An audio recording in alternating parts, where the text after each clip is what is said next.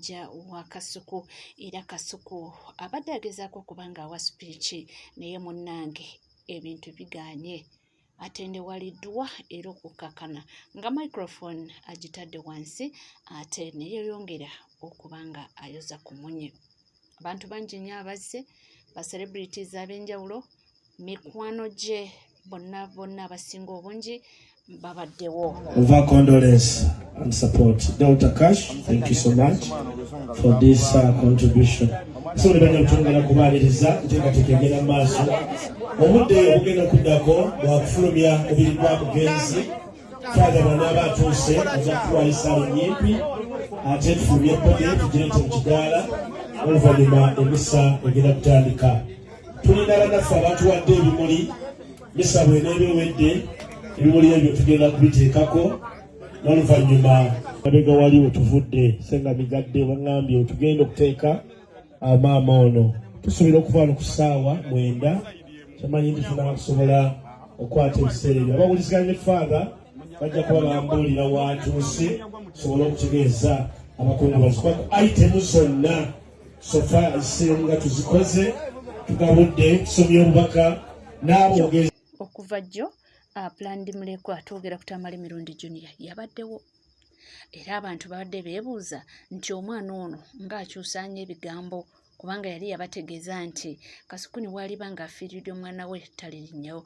Wabula Junior yavuddeyo n'agamba nti bannange omuntu waba afiiriddwa ffenna tunyolerwamu era mbu y'ensonga lwaki abadde. Wabula waliwo omugambo ogupolooka mbu yagobeddwa mu lumbe. Simanyi oba kituufu oba nedda. Bwentandika okunyumya ku ebyo omugenzi mba simuwadde kitiibwa. So mbadde nza tuconcentrating ennyo kufa kwa jjajja waffe omulungi gwe tubadde twagala. Nze jjajja wa Kasuku saafuna mukisa mulabako. Naye yamunyumyangako nnyo. Ebintu bye nzijukira omugenzi taata wange yali ng'akyali mulamu yayogerangako ne jjajja wa Kasuku oyo. So ate okudda mu bya tukwatagana gundi nze sina gwe sitakwatagana naye just wakwaba mawulire munfuna bubi nenze buli omu nkwatagana naye ate buli omu mwagala. Nga wenkugambye nti waliwo ebigambo ebigambibwa mbu agobeddwa si bigambo byange bibi. Tugenze kuwerekera mubiri gwa jjajja wa Kasuku saidi zene emigadde tusaasira nnyo famire ya Kasuku tusaasira nnyo mikwano gya Kasuku ab'enganda abakona ab'emikwano. Naye nfunyewo akadde nenzirako eno mu lusuku okubaako bye mbagamba. Uganda abantu tebali mu kulaba nti eri mu kukyuka. Waliwo ekigambo kye bayita shift. Shift yeetya. Jjajja wa Kasuku bw'avuddewo mu bulamu bw'ensi kitegeeza ebintu bingi bigenda kukyuka mu famire. Mwali mubaddeko ewaka nga waliwo omuntu n'avaawo ne bafuuka matongo oba abaali bajjangawo nga tebakyasobola kujjawo ng'abantu bagabanyeewo ono atuttewo kati omwagendo gatutunde oba n'ebirala ebiringa ebyo. Muzeeyi Museveni ng'akyali mu buyinza bavubuka mmwe ne bannayuganda mumweyambise mukole effujjo lyammwe liggweyo muwemule buli muntu mwecce mu Luganda bakiyita kwecca. Ababoda mukulule sitaadi zaako omuliro. Abantu mwenna abali ku social media abawemula abantu muwemule muvume mupostinge bye mwagala kubanga ekiseera kigenda kutuuka obukulembeze nga bukyuse nga tokyasobola kusindikira muntu kivumo ng'owa boda takyasobola kuwemula muntu oba kukulula sitaadi oba kutikka bwana buto butaano ne mayembe n'abutikka kulinga embuzi n'agenda ng'abuvuga speed oba okuvuga wanuwe oba okuvugira mu kkubo lye baamugamba nti no toliyitamu. Kikwewuunyisa abavubi emyaka gyonna babadde babeegayirira bannanga abavubi mutereeze envuba bannange muvuba bubi muleeta obutimba tubawo obutimba obulungi ne balemera mu kuwa ebinnyanja obutwa ne balemera mu kukozesa kokota. Ekiseera kyatuuka abaagala ennuuni ne bajja kubanga jjukira ennyanja eno si ya Uganda yokka nnyanja ya East Africa kyokka n'abazungu abaatufuga baginamu interest kubanga ena fresh water. Ebintu ebimu binenyeza gavumenti naye waliwo abatufuga ng'ensoma be basalawo kikyogenda okusoma kyovula tukyalina ebyo soma Napoleon n'ebintu ebitalina makulu neye ennyanja Museveni si agivunanyizibwako yokka Bangereza kivola bagita Lake Victoria. Uganda ina fresh water bodies. Omuggo oguli ku nnyanja abavubi bagamba nga bane mutereze envuba baagaana kati emiggo gibalya. Abavubi b'emiggo amaje gali ku nnyanja gakuba okusanga n'ekyennyanja ekito emiggo gikulya. Era bagamba abasajja batukuba baba n'obwennyanja obuto tewali muvubi gwe bakubanga alina kyennyanja kikulu. Katudda kuba boda, tudda kuba taxi, tudda kuba bloga. Osanga bloga alina following focho kola business z'abantu nadda ku Museveni nadda ku bantu naati obolono naati obololi na posting abana babandi abato n'abavuma n'abawemula n'akola live nga akunamye n'ebirala kubanga Museveni ate nadda okonaga Museveni mubi. Aba boda babadde bafuuka kyabula akuuta. Aba taxi nga bafuuka kalema. Naye nze ndaba union ene yazze.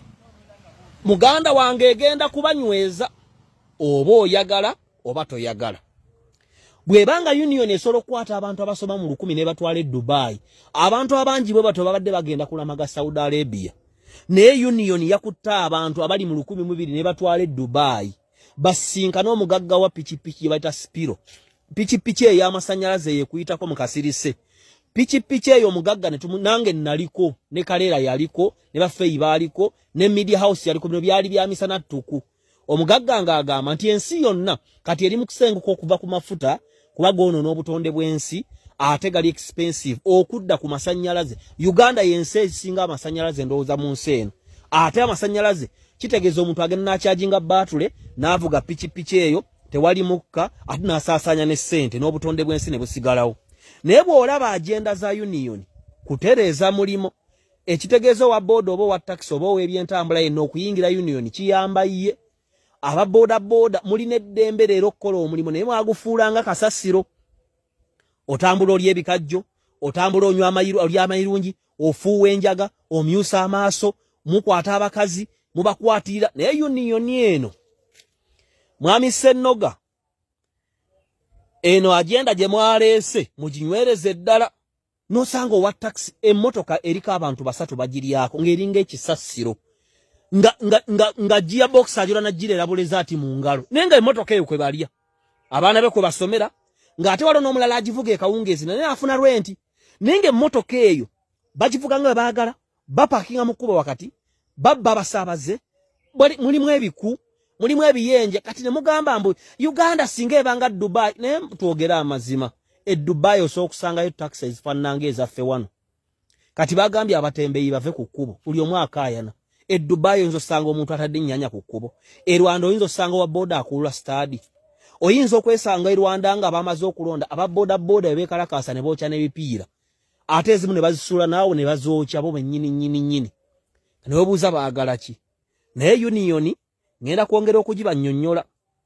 Olaba union ereeta n'ekigambo kye bata smart life nti n'omuntu atali mirimo gya gavumenti oba egy'amakampuni asootereka ne NSSF obusente bwe ate n'abujjayo si ng'awezezza emyaka 6 nga bwe kibadde.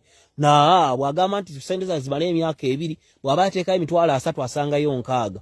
N'olwekyo ebyo birungi era nze union njiwagira. Olaba essaati eno gye nnyambadde eriko Spiro ekigambo ekisembayo kiriko union. Era ngenda kubalaga olugendo lw'e Dubai lwonna Mr. Amoni byatukozeeko mukyala Alisi yatukumye kyokka ne Mwami Ssennoga n'aba union mwebali ne Mwami Mawejje akulembera aba boda. Nze ndi mabega w'enkulaakulana. Bwe mba mugamba nti Uganda efaanana Dubai. Dubai waliwo wa boda avugira mu bigere. Waliyo wa taxi Dubai avuga ng'anywa sigala. Abantu bamugambako n'abagamba bate mwagala mufulume. Ekirala pichipichi ya Spiro eno gifune ng'ekyali ku layisi. Genda ofune pichipichi ya Spiro ng'oyifisita mu union ku kibanja mpola osasule mpola. Ejja kusevinga abadde anywa omutwalo 2 olunaku okozesa 10,500 n'okyajinga batule ezo n'ovuga. Ate wali abba pichipichi ya Spiro kubanga toyina gy'onaagitunda ne spare tona gy'omutunda. Toyinza kubba pichipichi ya Spiro ne bwesulaawo pozi ng'oli agyokyezza muliro naye nti okugibba tewali anza kuba Spiro katayimbwa ebe nabe na Spiro ebitaasiza ne union. So mweyambise Museveni ng'akyali okubanga nze ndaba union eno egenda kwatagana mu nkyukakyuka y'ensi ebeere nga aba boda bali mu suluulu aba taxi musululu nga basevinga waboda bamuga nti bulina no saving omutwalo balekera ogula abakazi n'okubetinga batandika okubeera obuvunanyizibwa. Mr. Senoga katandika butandisi mwezi mulamba nga mbanyonyola olugendo lw'e Dubai. Tuvuddewo ate munnange mbadde impitaita nengwa ku mawulire nti mwana muwala Lydia Otopats mbo bamusebye. Omwana muwala ono oba omujjukira bulungi ye muwala eyakaaba ennyo mu kufa kwa Diana Skies. Era yategeeza nti Diana Skies abadde maneja we era nga mukwano gwe nfanfe. Wabula amawulire getuwulira mbo poliisi emukutte abayambeko mu kunoonyereza ku nfa ya Diana Skies.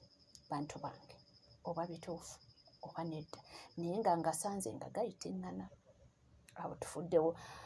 Fena twategeddeko nti taata wa John Bosco Kibalama eyabuzibwawo nga n'olunaku olwaleero tetumanyi mayitire ge. Tetusobola kugamba nti yafa tetulabangako ku mulambo gwe, tetusobola kugamba nti gyali tetumanyi oba mu safe house mwali, nga gyovuddeko ne mukyala we yava mu bulamu w'ensi eno era n'enfa gye yafaamu n'olunaku olwaleero yaleka ebibuuzo bingi naye Ansantini taata we naye yafudde. Nga sinagenda ku taata, maama olwawulira nti mutabani we yabuzibwawo pressure zaamukuba naye n'afa. Kati taata abadde asigaddewo naye yafudde.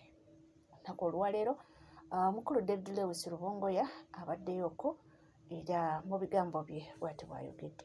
Ffe mwena abali wano olunaku olwaleero kitalo nnyo, kitalo ddala ekyamukadde waffe muzeeyi waffe erinnya David Lewis Rubongoya aze Ssaabawandiisi wa National Unity Platform mu ggwanga.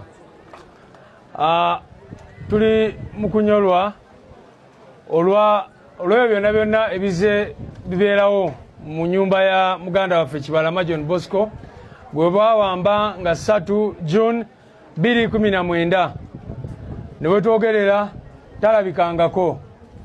Nga bwe mmanyi mwena yali akamala omwaka gumu gwokka nga bamuwambye maama we n'afa olwa pressure n'ebirala byonna. Mu mwezi gwa November last year tuziise mukyala we, ate olunaku olwaleero tuli mu kuziika taata we. Kyanaku nnyo, kitalo nnyo okulaba nga tuli mu ggwanga bwe liti. Omuntu basobola mubuzaawo ebbanga eryo lyonna mutunulire bano abaana amabujje naye okulaba nga Nabbanja n'abalala bajja ne babisaagiramu ne bagamba Kibalama ffe abamuyina gye buvuddeko mwalaba akatambe akalala oyo Nabbanja agagamba Kibalama ali awe kavule. Ne twebuuza kikyategeeza. Abalamuzi twagenda mu kootisi zonna ne tugenda mu Human Rights Commission buli omu ng'asaagira mu nsonga eno eya Kibalama n'abantu abalala 17 abaabuzibwawo. So kitalo nnyo, kitalo ddala okulaba ng'eggwanga lyaffe liri mu mbeera eno. Era kyemmanyi abasinga wano mubadde musuubira toba oli awo nga 15 January embeera egenda kukola ki? Kukyuka tusobole okufuna obwenkanya n'ebirala bwe bityo. Naye bano abasajja abatalina nsonyi mulabye bye bakoze. Muganda waffe ali mu kwogera ebibadde wano mu kyalo kino naye mukimanyi nti ebyo byonna bye bakoze mu ggwanga lyonna. Ne babba obuwanguzi bwaffe misana tukunga ensi yonna eraba naye ne bagamba munaakola ki? Naye saagala mugwemu ssuubi mugwemu maanyi kyova olaba kye tuliko tukiyita struggle. Tukiyita struggle lubeera lutalo newankubadde tetulina mundu naye tukiyita struggle kubanga ebyo byonna obisuubira bibeeramu. N'olwekyo basebo ne banyabo tusigale nga tulwana, tusigale nga tukola kyonna kye tusobola okukola. Mwabali wano ng'oba oli awagira NRM bino bikulage lwaki tuli mu lutalo lwe tulimu. Oli ne bamubuzaawo emyaka 7 ng'abaana be bano tebasobola mulabako, ono babategeezezza nti yali mu lubuto taata we bamuwambira. N'osanga omuntu ng'akyawagira abo abantu abasobola okubuzaawo abantu bwe batyo. So kyanaku nnyo kya buswavu nze bwe ndaba omuntu yenna yenna kati ng'akyasobola okuyimirira naye n'akwata akazindalo bwe kati n'agamba nti yawagira NRM. Kubanga obeera bw'oba owagira abo kiba kitegeeza owagira bino ebikolwa bye bakola ebyokutulugunya abantu ebyokubba akalulu mu ngeri eyo n'ebirala bwe bityo. Naye Katonda nga bwali omulamu tusigale n'essuubi tusigale nga tukola kyonna kyonna kye twetaaga okukola okulaba ng'eggwanga lyaffe literera. Basawo ne banyabo mbaleetera okusaasira okuva eri pulezidenti waffe ow'ekitiibwa Kyagulanyi Ssentamu Robert. Abasinga wano mwebuuza ali luddawa naye twogera naye weewaawo alira ku nsiko naye ndowooza mubadde mulaba oluusi ng'avuga booda oli n'ayimirira n'amugirako masiki n'agamba nzuuno ne yeeyongerayo. Oluusi n'omulaba ng'ali bwayise, oluusi n'omulaba ng'ali ku kitebe ng'akakalabya emirimu gye, naye ng'abasajja ba Museveni abeeyita abajambula n'ebirala nga tebasobola mulaba wawaali. Kati nno basewo ne banyabo nga bwe bamunoonya nga tebamulaba oba oli bagenda kumwekangira entebe mu ntebe.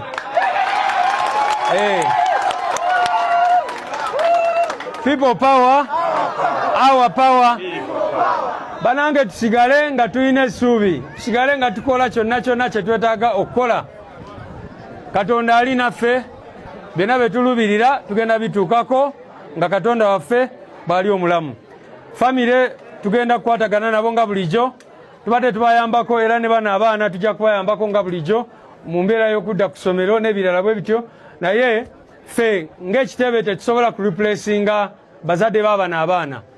Mukimanye nti tulina abaana kati abakununkirira mu bitaano ab'abantu either abattibwa, abali mu makomera, abaabuzibwawo n'abo be babatulugunya batakyasobola kukola.